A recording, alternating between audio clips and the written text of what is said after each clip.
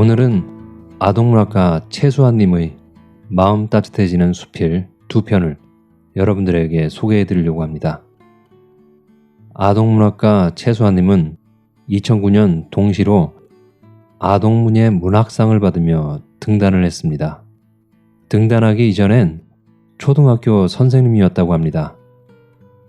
초등학교 교사였던 아버님의 뒤를 이어 교사가 된 후 행복하게 교사로 살다가 그만 40대 초반에 건강이 좋지 않아 학교를 떠났고 이후 아동문학가로의 길로 들어섰다고 합니다. 최수아 작가는 지금도 왕성하게 활동하시는 분으로서 10년 전부터 네이버 블로그나 페이스북에 글을 써오고 있습니다. 저도 이분의 글을 몇 편 읽어보았는데요. 내용도 좋고 따뜻한 느낌이 전해지는 글들이어서 마음이 힐링되는 것 같았습니다. 그래서 오늘은 이분의 에세이 중에서 2편을 골라서 읽어드릴 것인데요. 눈을 감고 조용히 감상해 보시면 좋을 것 같습니다. 그럼 낭독을 시작하겠습니다.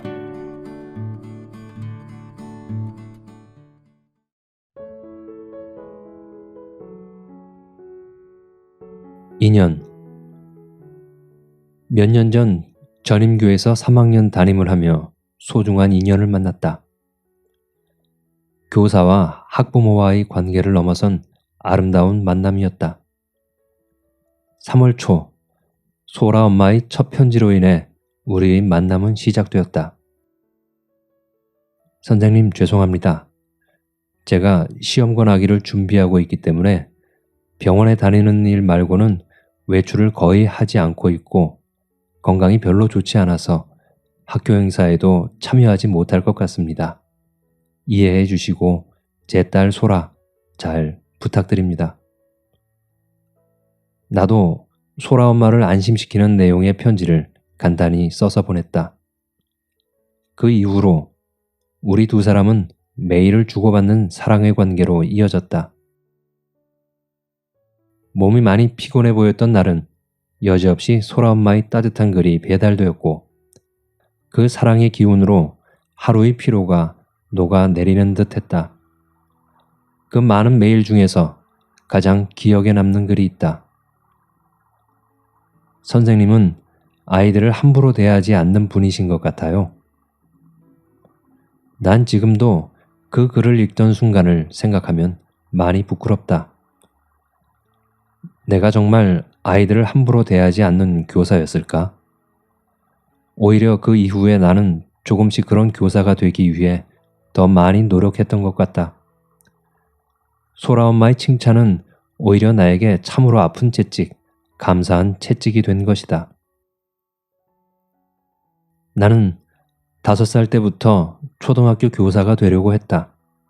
아니, 되려고 한 것이 아니라 교직에 계셨던 아버지의 뜻에 내 인생을 맡겨버렸다. 불문과에 가고 싶었던 뜨거운 열정을 가슴 깊이 숨긴 채 나는 교육대학에 진학을 했고 초등교사가 되었다. 가지 못한 길에 대한 가슴앓이를 한 5년 정도 하고 난 후 서서히 그 마음도 엷어졌다. 아이들과 함께 있음에 행복을 느끼지 못했다면 아마도 나는 오랜 시간을 학교에 머무르지 못했을 것이다. 내가 학교 생활에 잘 적응할 수 있었던 이유는 교사라는 직업이 얼마나 소중하고 가치로운 것인지 몸으로 보여주신 아버지가 계셨기 때문이다. 교사는 절대로 아이들을 미워할 자격이 없다. 아이들 교육을 위해 야단을 치고 화를 낸다 해도 그 다음날 아침에는 남는 마음이 없이 그 아이를 대할 수 있어야 한다. 그리고 지도하기 어려운 한 명을 포기하고 나머지 아이들에게 최선을 다한다고 해도 그것은 훌륭한 교사의 모습이 아니다. 교사는 모든 아이를 가슴에 품을 수 있어야 한다. 아버지의 간절함 때문이었을까? 난 지금까지 하루 이상 아이들을 미워한 적이 없던 것 같다. 아마도 자동 조절 장치가 내 속에 들어있는 게 아닐까. 아침이면 일찍 출근을 해서 창문을 활짝 열고 아이들을 맞이하며 웃는 내 모습이 참으로 어여쁘게 느껴진다. 내가 훌륭한 교사가 되기를 간절히 기도하셨을 아버지. 그런 아버지의 딸로 태어나 아버지의 딸이 되어 산다는 것은 가슴 설레게 감사한 일이다. 여자의 일생. 사는 게 너무 힘들었다. 겨우 마음을 다스리고 나면 또 다른 일로 어머님은 내 마음을 지옥으로 만드셨다. 내가 살고 있는 집이 휴식 공간이 아닌 답답하고 불편한 공간이었기에 내 몸과 마음은 급속도로 나빠졌다. 나는 혼자 있을 때 자주 한숨을 쉬었고 주일 미사 시간에는 1시간 내내 울었다. 어린아이와 노인을 특별히 좋아했던 나는 학교에서도 좋은 선생님이었고 연세 있으신 선생님들께는 귀여움을 독차지하는 싹싹한 젊은 교사였다. 그래서 남편이 어머님을 모시자고 굳은 표정으로 말했을 때 나는 그 자리에서 오케이를 하며 웃었던 것이다. 햇살처럼 환하게 웃던 남편의 표정이 지금도 생각난다. 내가 어머님에 대해 몹시 힘들었던 점은 늘 짜증 섞인 말투로 툭툭 내뱉으시고 험담을 습관적으로 하시며 함부로 남을 무시하시는 것이었다. 내 눈에 평범해 보이는 사람도 어머님 입을 통하면 푼수가 되고 화상이 되곤 했다. 그 부정적 기운이 너무 강해 내 영혼까지 어두움으로 물이 드는 느낌이었다.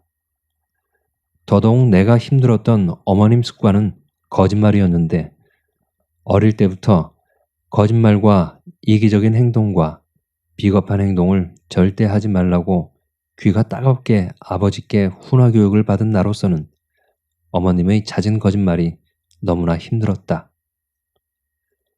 그 많은 것들 중 하나의 예는 어머님 환갑잔치를 준비하던 때에 일어났다. 형님과 함께 유명한 뷔페식 레스토랑을 예약하고 돌아오신 어머님은 퇴근한 내 앞에서 계속 작은 소리로 그 장소가 마음에 들지 않는다고 말씀하셨다. 손님 대부분이 시골에서 올라올 텐데 얼마나 불편하겠냐고 걱정을 하시며 아무래도 한정식당이 좋겠다고 하셨다. 그 모습에 가만히 있을 수가 없어서 형님께 전화를 했더니 다음날 어머님과 통화해 보겠다고 했다. 그 다음날 퇴근하고 돌아온 내게 형님은 전화로 이렇게 말씀하셨다. 동서, 어머님은 그런 말 한 적 없으시다는데? 동서가 돈 아끼려고 그런 말을 한 거 아니냐고 말씀하셨어. 가슴에서 쿵 소리가 들렸다. 심장이 벌렁거렸다. 어머님 용돈은 물론 자주 요구하시는 목돈까지 아까운 마음 없이 척척 들이고 사는 며느리인데 정말 미치고 팔짝 뛸 분노가 불길처럼 타올랐다. 그런 분노가 쌓이고 쌓여 나는 젊은 나이에도 늘 아팠고 우라병 환자가 되어버렸다. 늘 환히 웃던 내가 자주 찡그리고 몸은 점점 말라가 41kg의 마치 폐병 환자 같은 몰골을 하고 있었다. 결혼한 지 몇 년이 되지 않았던 어느 날 수원 남문 앞을 지나가다가 예전에 가르치던 학생의 엄마를 보았다. 나와 눈이 마주쳤지만 그녀는 모르는 사람을 보듯 그냥 지나갔다. 나는 그녀에게 쫓아가 내 이름을 말했다. 그녀는 너무나 놀란 표정으로 내 얼굴을 뚫어지게 바라보더니 어떻게 이렇게 변하실 수 있냐고 다른 사람인 줄 알았다고 걱정스러운 눈빛으로 내 손을 꼭 잡아주었다. 시어머니 모시고 살겠다고 말하는 딸에게 고생 많이 하신 분이니 잘 모시고 살라고 말씀하셨던 친정 부모님께 내가 사는 현실을 말씀드릴 수도 없었다. 하지만 부모인데 어찌 그걸 모르랴. 빼빼 말라가는 딸의 몸과 시커먼 다크서클, 그리고 행사 때 와서 자주 침대에 누워있던 딸의 모습에 얼마나 가슴 아파하셨을지. 아버지 돌아가신 후 차 안에서 내가 통곡하며 운 이유가 바로 그것이었다. 결혼 이후 자주 아픈 모습을 보이고 살았던 것. 나름 효녀라고 생각도 했지만 자랄 때는 참 고맙고 이쁜 딸이라는 말도 많이 들었지만 나는 엄청난 불효를 저지르고 산 것이다. 사람은 변하지 않는다고 하지만 17년을 모시고 의사 선생님의 권유로 분가를 하고 난 후에 우리 어머님은 180도로 변하셨다. 기적이 일어난 것이다. 절대 나를 함부로 대하지 않으셨다. 당연시하던 것들에 늘 고맙다고 하셨다. 인상도 변하셨다. 내가 좋아하는 은은한 미소를 머금은 어머님은 참 고우셨다. 말기암으로 병원에 입원하셨을 때 막내 며느리가 병원에 있는 시간에는 통증이 없어서 좋다는 말을 당신 따님께 하셨다고 한다. 어느 한날은 말기암 환자로 고통받고 사는 게 너무 힘드셨는지 내 손을 잡고 아기처럼 우시기도 했다. 내 마음에 천사로 살아계시는 나의 어머님. 어머님을 닮아 음식을 정성껏 만드는 내 모습. 그 모습에서 어머니를 발견한다. 첫 번째 파김치는 생각처럼 되지 않았지만 두 번째 파김치는 엄청 맛있을 것 같다. 이쁜 우리 어머니, 고운 우리 어머니.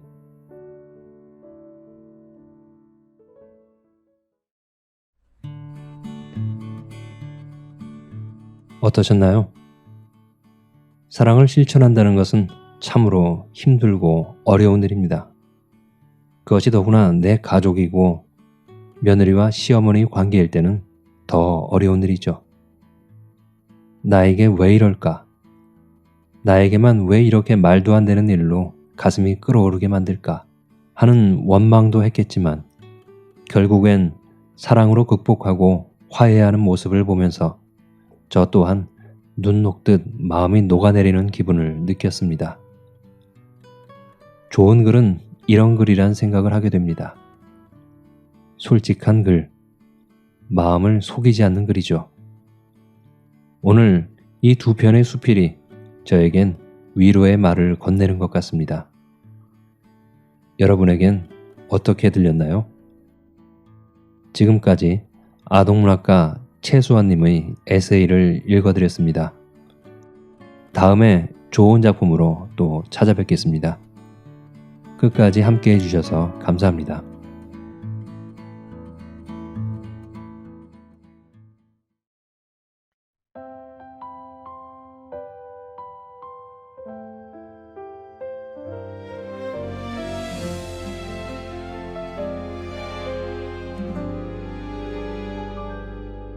그대 곁에서 하루가 시작되고 아무도 모르는 우리만의 이야기 아침 햇살 속 그대의 미소 아무 말 없이 내 마음을 녹여 평범한 날이 특별해지는 이유 작은 것들 사이에서 찾은 행복 그대와 함께하면 다 돼 그대 하나면 충분해 따뜻한 감정이 넘쳐져 놓지 못하는 마음 그게 사랑이었어 그대의 웃음이면 세상 다 돼 그대의 눈빛이면 나는 다 돼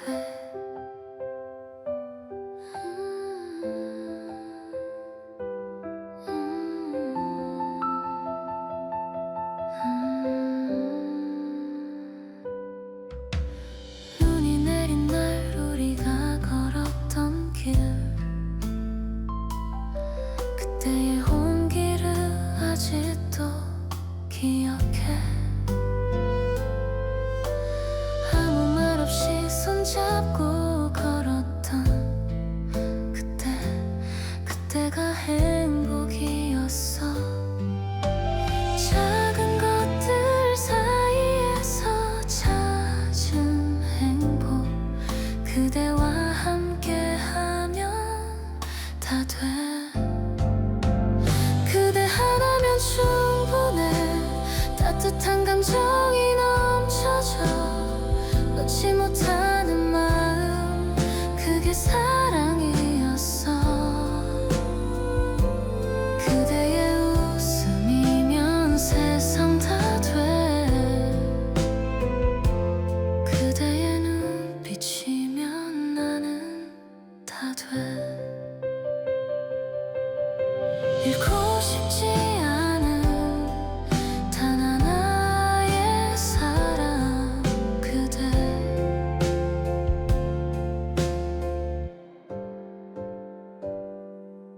어떤 날이 와도 내가 고를 사람은 그대야. 바라는 것 없이 그냥 곁에 있으면 다 돼. 그대 하나면 충분해. 따뜻한 감정이 넘쳐져. 놓지 못하는 마음, 그게 사랑이었어. 평생 그대 곁에서 사랑하고 싶어. 그대의 웃음이면 세상 다 돼. 그대의 눈빛이면 나는 다 돼. 그대와 함께하는 하루의 끝에서 행복은 그냥 여기 있었어.